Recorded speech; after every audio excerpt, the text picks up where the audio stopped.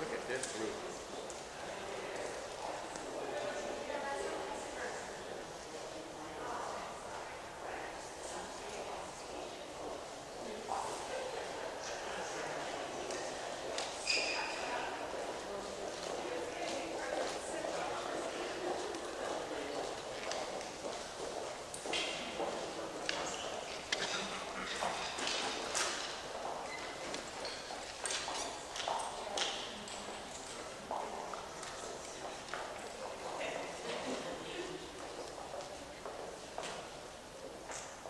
Good afternoon. It's a real privilege to be here this morning and spend time with the faculty, with the staff, and with the students. And I just want to say these trips, and it's our 31st state, but our 20th university, and it's really been inspirational to really hear.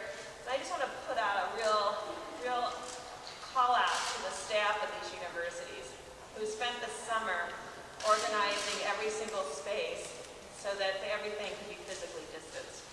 And I think sometimes we just think that happens behind the scenes without people working day and night.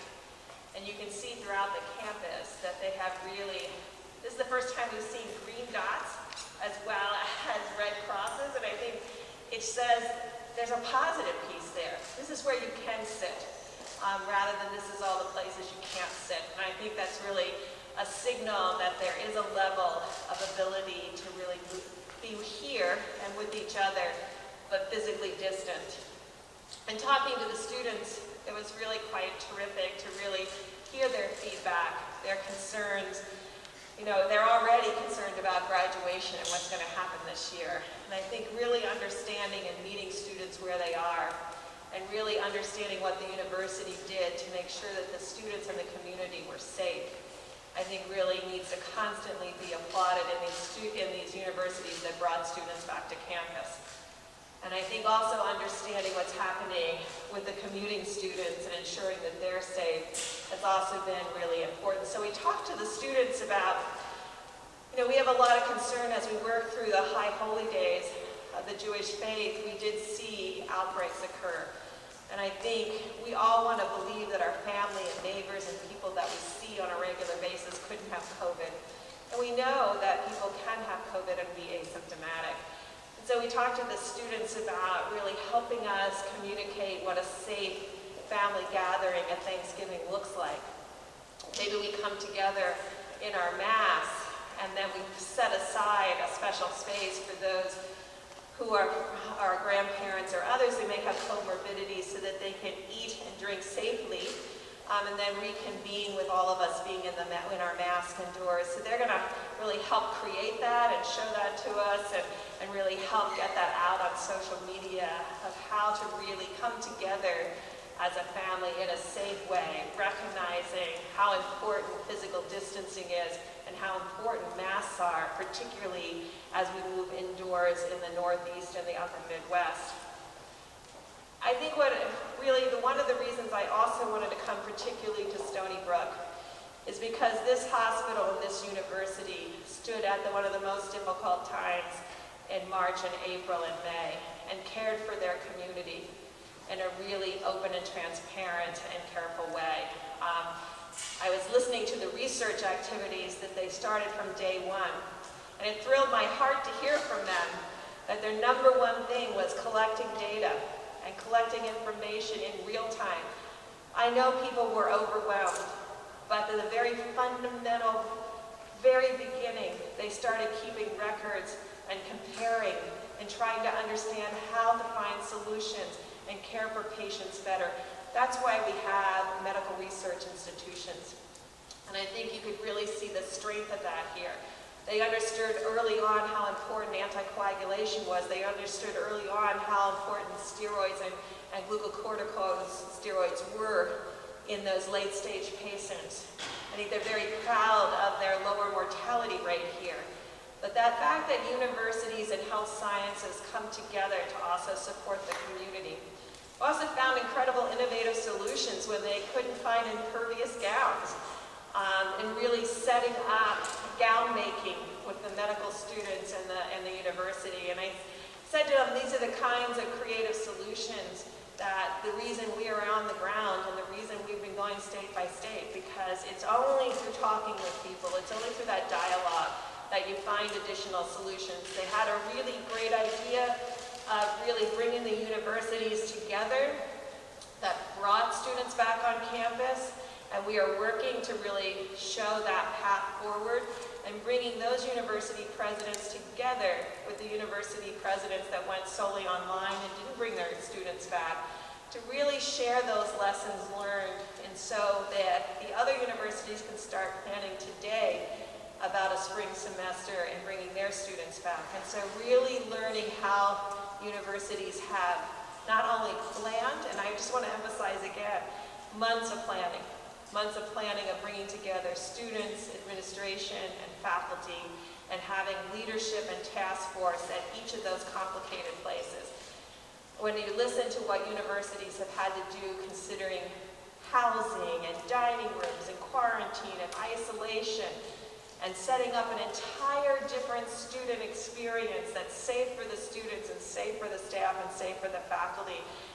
That's what universities undertook that opened, and really are providing that opportunity for students to be on campus. And we want to learn from them.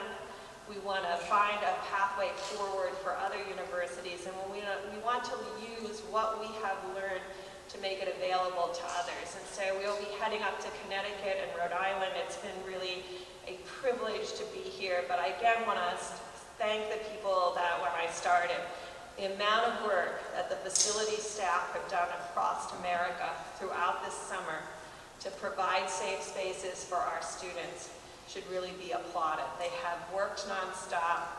They have provided innovative and positive messages at the same time that it's clear that they're creating that physically distant space. And so I want to again acknowledge the work of the president and every one of the staff members here and the faculty that have come together to provide not only a learning experience, but an ability to bring students back to campus. And to finally conclude and thank the Stony Brook Hospital. We were concerned, deeply concerned in March and April about what was happening in this county, because we could see it, and we could hear it, and we could see the human suffering. And I just want to applaud the hospital staff that cared for those patients, and to today, following up those patients to really look at the long-term outcomes of each and every one of their patients that they cared for. Critically important as we are in months 7 and 8 to really understand what all the long-term consequences are. And then we talked about what it's really going to take in the Northeast as we approach fall. And I want to be very clear what my concerns are. I feel like at this moment, in many of the areas in the Northeast, county by county, we still don't have enough what we would call eyes on the epidemic. What do I mean by that? Really active surveillance sites so that we can see early infections before we see hospitalizations, so we can do community mitigation before individuals that truly get sick from this virus and experience hospitalization and unfortunately experience fatalities, prevent that from happening by finding community spread early. We've sent out a lot of testing into nursing homes, long-term care facilities, assisted living facilities, and senior centers so that all the staff can be tested. That not only protects the vulnerable, it tells us if there is virus spreading in that community, because a lot of people will and continue to be asymptomatic. And so really talking about how the university can partner with the county health officials to really go through where are they testing, do they have enough surveillance sites to really proactively be looking for those asymptomatic individuals and to find and contain that community spread before people end up being hospitalized. I know we can see sick patients. What I want us to be able to do is contain epidemics and contain them when it's spreading among non-sick, asymptomatic individuals. And I think working with the county, the university can use their data and their ability to translate information to really, and their communications team to be in regular communication with the community about where the virus is and where it isn't. Because this particular area across the Northeast experienced something unique in March and April that was not experienced in the South. And so I think there are still people waiting for the epidemic to look like it looked before. It's not going to look like that. It's not going to be a workplace-driven epidemic. It is going to be what we've seen across the South, where it involves family members and social occasions and spreading silently in communities before and outside of the workplace. So that's why it's important to have that surveillance capacity. And so thank you to the President for the incredible planning that he spent in the summer, and to all of your faculty and staff who have worked tirelessly to make this community and the community of students and teachers and faculty and staff safe. I'm happy to take questions. Is there anything you can say about the President's recovery? Have you been on part of his medical team? I am not.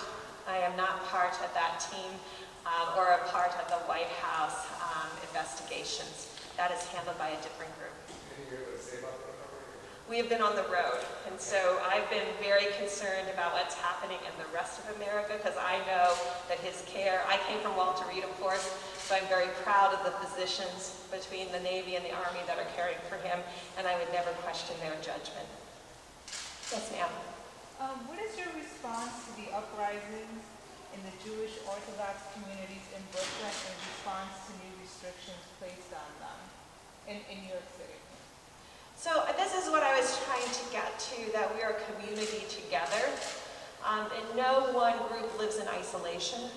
And so we really have to, in order to protect one another, not only wear our mask, not only physically distance, but truly physically distance. What does that mean? Like you are, physically distance. And I know that's hard. It's particularly hard within social gatherings or when we come together. But if you have your mask off and you are indoors, there could be virus spreading. And so really figuring out how you physically distance and ensure people are safe, even when they've come together to break bread together, is really critical. And I think that community needs to understand that they're within the United States and a community of others. And it's our job to protect one another by doing what we need to do to ensure others stay safe and to ensure that we don't spread the virus to others. We've been on the road since June 28th. I can't tell you how many, really tens of hotels and dining rooms and takeout we have been through. But if you wear your mask and you physically distance and you disinfect your hands, you can be out and about, but it takes you constant attention to these safety measures. Yes, ma'am. You talked about lessons learned. What are lessons learned from the COVID outbreak in the White House and the way the President and staff conduct their social distancing and mask wearing? I think it's really important, and it's an illustration of how important these public health measures are. Wearing a mask and being physically distanced is key to preventing the spread of this virus. Now, I'm not part of the contact tracing team, so I don't know where and when and how the virus came into the White House. But I've learned from many other situations that it may not be a one-time event, just like in New York City, multiple introductions of virus. And so I think that's what they're working on right now. But I think what we do know and what fundamental principles we have to keep coming back to is we know what stops the spread of this virus. Wearing our masks, physically distanced but socially engaged. We're trying to change that social distancing into physical distance, socially engaged, because here I am talking to you, socially engaged with you. I can see you, I can talk to you, I can read your body language. But we're safe distance from each other, and we're wearing our mask, and we're doing appropriate hygiene, and then we're really protecting others by doing this where we're around strangers, but also when we're around others that may have not been in our family pod of really understanding how to protect those two.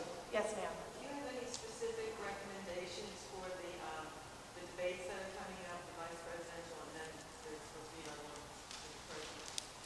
I would never predispose to second guess other public health leaders in the United States, and I'm sure they have run all of those regulations through public health experts. I have been the arm of the administration that has really, for the last 3.5 months, been out to really learn from what states have done, where are the gaps, what do we have to address going into the fall, and really learning from universities. So I know there's a whole team that's focused on that. Yes, sir. President Trump announced yesterday that that Congress are going to suspend the efforts for a new coronavirus relief bill until the election. In your discussions, did you talk about the lack of federal funding coming into the university and the hospital? And after this kind of tour that you're doing, will you be going back to the political leaders in Washington and stressing the burden that the coronavirus has kind of put on universities and hospitals? What I've heard in our travels is requests for flexibility in the current CARES Act and carrying that message back. But I thank you for bringing it up, because universities, and I really heard something that was really so positive here, and I heard the same thing from Rutgers, really students and faculty coming together to create funds recognizing the distress families and therefore students are in this really difficult economic time. And I think what some of the universities have not recognized is the universities are not only a place of learning, they're a place of shelter, a place of addressing food insecurity, a place of addressing many students who worked in those university towns. And so there has been real issues, and I want to thank the students who came forward and talked to me about the economic consequences of COVID-19. So there's the big consequences that you have mentioned, and there's a whole team that works on that 24/7 at the White House that are economically smarter than I am. But I will say what I've heard from the students is the impact that COVID-19 has had on their families and their friends and their ability to learn because of the economic pressures that they're under. The president said yesterday compared COVID-19 with flu, it's far less lethal, it's not what statistics indicate.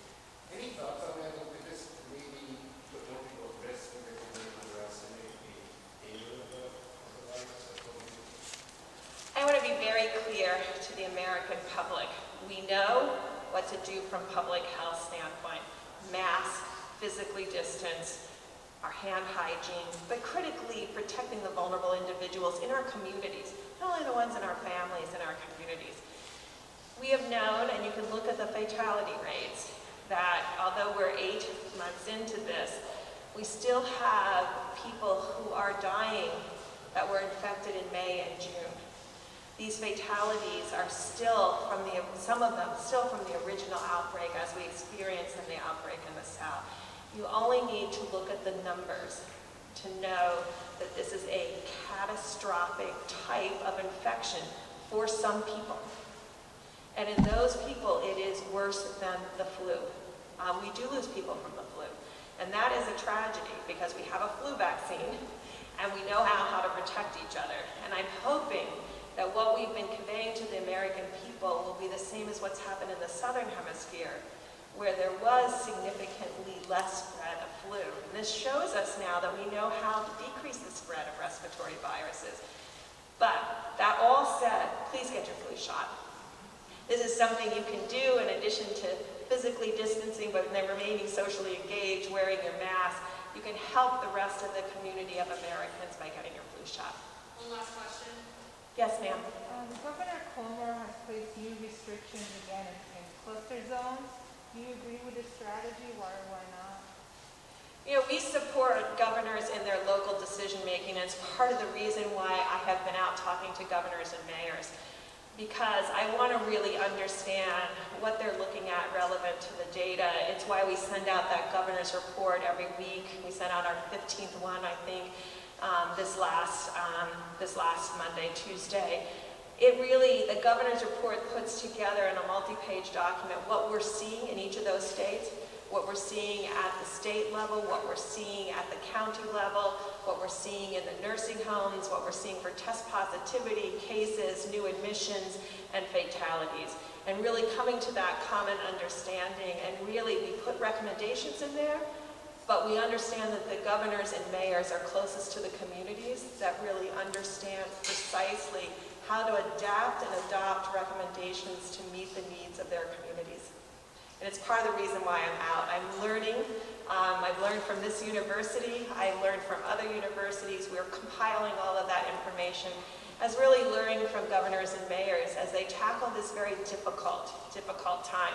Difficult economically, but also difficult, incredibly difficult from an infectious disease standpoint. I know it has been wearing on the American people, but I know together we can do what we need to do to get us through this fall to ensure that we keep COVID infection rates and bring them down into a much lower rate. We're here in the Northeast because we do see early warning signs in the Northeast, and we wanted to make sure that local officials and others were seeing the same things that we were seeing, and that they were ready to make what was needed for community mitigation, as you just heard, is being done in New York. So thank you very much. Thank you, guys.